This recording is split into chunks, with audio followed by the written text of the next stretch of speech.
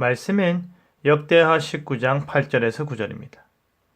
여호사밧이 또 예루살렘에서 레위 사람들과 제사장들과 이스라엘 족장들 중에서 사람을 세워 여호와께 속한 일과 예루살렘 주민의 모든 송사를 재판하게 하고 그들에게 명령하여 이르되 너희는 진실과 성심을 다하여 여호와를 경외하라.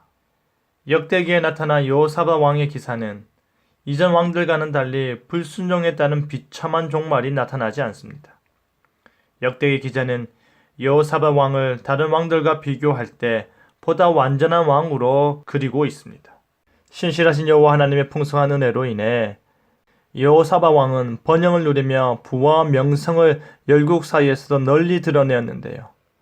목자의 심정이라는 제목으로 말씀이 주는 교훈을 함께 나누겠습니다.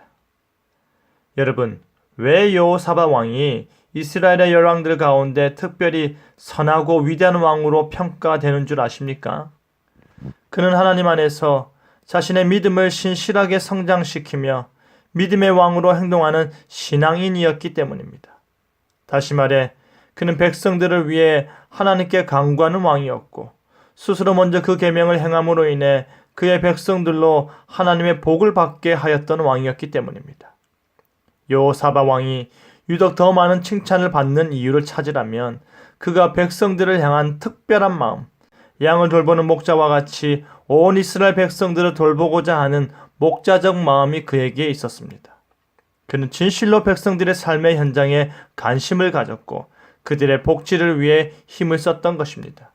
오늘 본문에서 여호사밧 왕은 예루살렘에서 레위 사람과 제사장과 이스라엘 족장 중에서 사람들을 선출하였고 그들로 백성들의 재판을 맡겨 하나님께 속한 일과 주민들께 속한 일을 담당케 하였습니다. 한마디로 말해 백성들을 위한 종교재판과 민사재판을 잘 이행하도록 일임시켰던 것입니다. 그런데 여러분, 여호사밧 왕이 이와 같이 백성들을 위한 재판관을 세우고자 했던 이유가 무엇인 줄 아십니까? 그것은 바로 재판을 통해 이스라엘 백성들을 여호와 하나님께로 돌아오게 하고 여호와 하나님께서 그들과 함께하고 있음을 깨닫게 하려는 것이었습니다. 그렇다면 하나님과 그들과 함께하고 있음을 어떻게 깨닫게 될까요?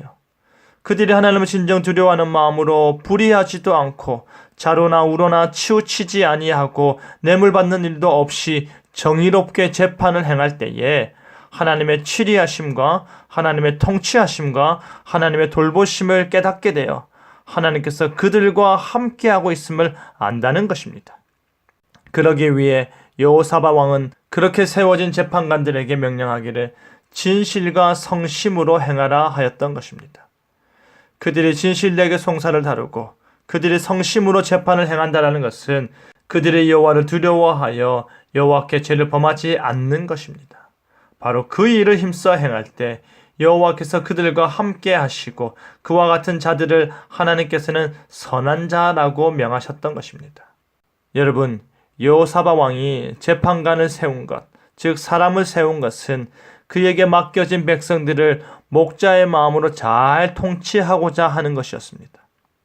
그러기 위해서는 종교적인 일이든 민사적인 일이든 그 재판과 송사로 인해 하나님의 말씀의 원리가 세워지고 정의와 공의가 훼손되지 않기 원했습니다. 그는 단 한 사람이라도 한쪽으로 치우친 재판으로 피해를 보거나 납득할 수 없는 결정으로 상처를 입거나 정의가 훼손되고 합리성이 사라지고 억지스러운 결정으로 사람을 잃는 일이 없기를 바랬습니다.